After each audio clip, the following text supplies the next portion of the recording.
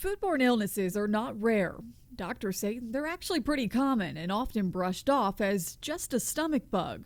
In fact, the CDC estimates 48 million people suffer from it each year. As a dietitian, I see a lot of people that are worried about leftovers. That's Debbie Milne, a dietitian with nearly 15 years of experience. From Listeria to Salmonella and E. coli, thousands of people end up in the hospital each year with foodborne illness. But Milne says leftovers are just one part of the problem. Meats, whether they're undercooked or whether they cross-contaminate with, other foods when you're prepping them, they can be the culprit. Deli meats improperly stored can contain, because they've been processed before they get to your home. So, not handling those properly can cause issues. Even bagged salads can pose a risk if they're not properly handled. The CDC says illnesses can happen when food isn't cooked to the right temperature, when germs spread from hands or surfaces, or when food is stored incorrectly. So here's what to look out for.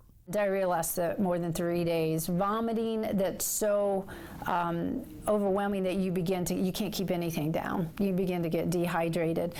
Some individuals who might be at higher risk with compromised immune health might go to the doctor sooner. While some illnesses are contracted outside of the home, at restaurants or while traveling, health experts say prevention starts in your kitchen. We want to make sure we keep foods at the correct temperature when we're storing them. We want to avoid cross-contamination when we're preparing them, so we want to keep raw foods separate from, fresh foods.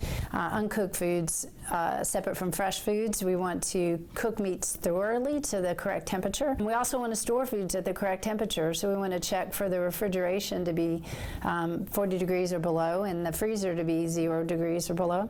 And before you even start prepping a meal, washing your hands can go a long way. You can keep yourself safe, and then when you're in doubt, throw it out. For this week's Ask the Expert, I'm Kelsey O'Donnell.